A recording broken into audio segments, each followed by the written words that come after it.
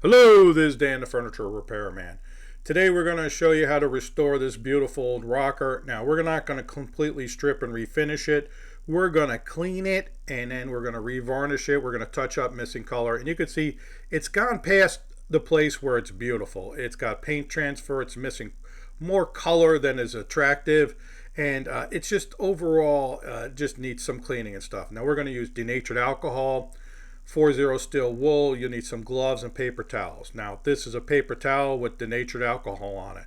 Nothing complicated, and what I'm doing is cleaning off dirt and old furniture polish and probably some old clear varnishes that have worn out. So you can see how dirty that rag is, and I'm not pushing hard. Like I'm just letting the denatured loosen what's there, and then I'm coming back over it and just taking the rest of it off. Now you can see there's this beautiful pinstripe here. We're going to try to preserve that, but that may come off, so we're going to be very careful around that. And you can see how dirty that rag is now becoming with all the dirt and basically stuff that's coming off there that makes it look so old looking. Now this is 40 steel wool, and it's a little bit more aggressive. It's just sitting in a denatured alcohol cup.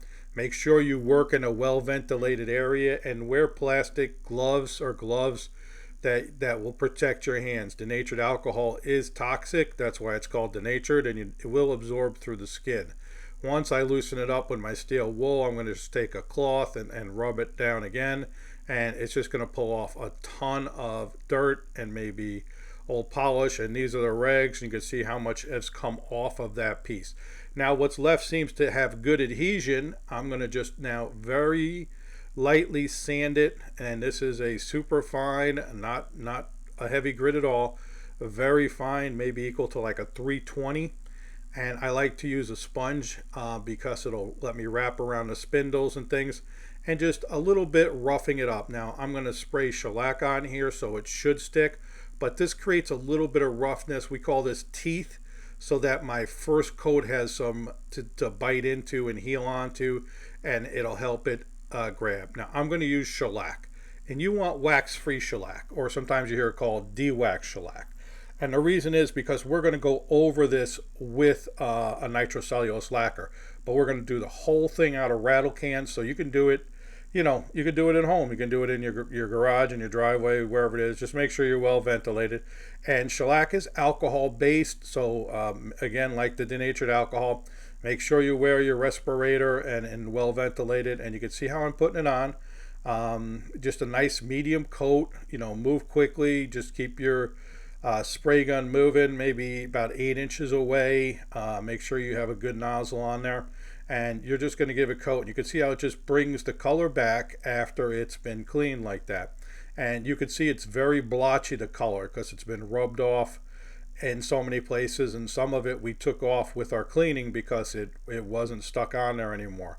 So this may have been had a few different restorations over the years, where color has been kind of put on in different ways in different areas, and we're just going to take that out of our way and get back to what we consider a nice starting point and go from there. And it doesn't take me a long time. This is real time. I'm just kind of moving right through.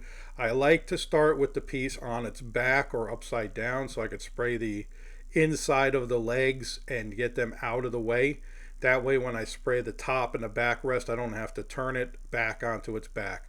And you can see how much color is missing from the headrest area here, and that middle spindle is very blonde compared to the rest of them. And we're going to even that all out, and we're going to show you in the video how we do it. And first, what we want to do is get our base coat of shellac on. Once that's on, we have a good base which to put our other products on top of. Now you could put anything else you want on top of shellac. I'm going to put nitrocellulose lacquer. That's what I like working with.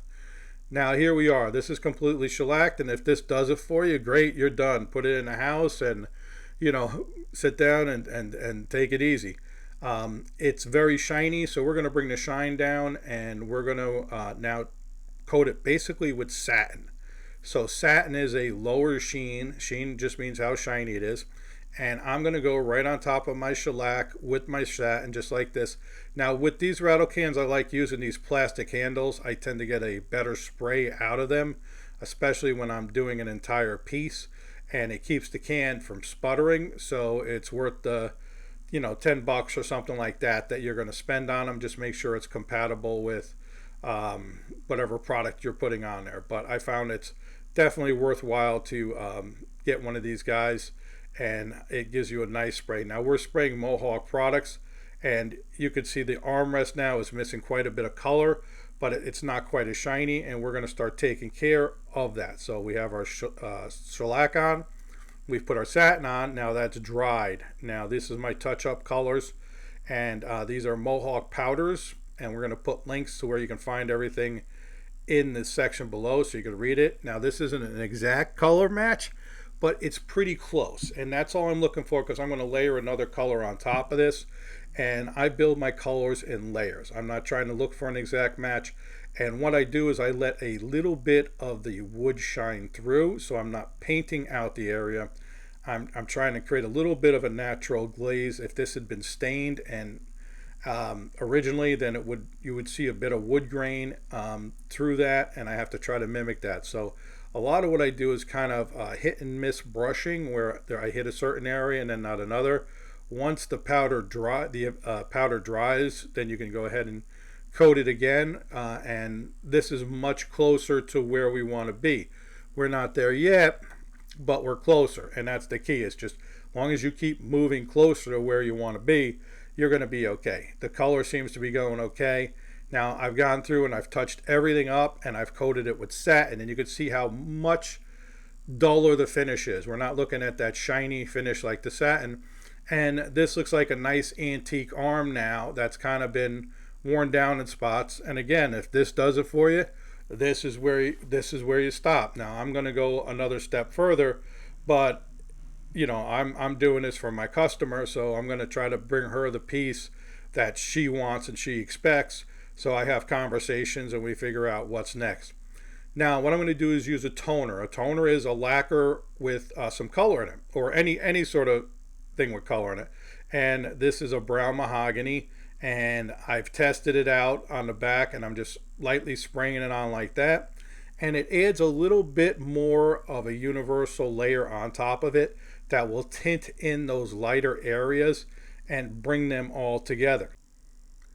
If you want to help support our videos and help us make more, we're going to put a link to our PayPal below where you can donate. Now this is my final product. You can see it's much even in color. It looks just kind of beautiful. Our customer was very happy with it.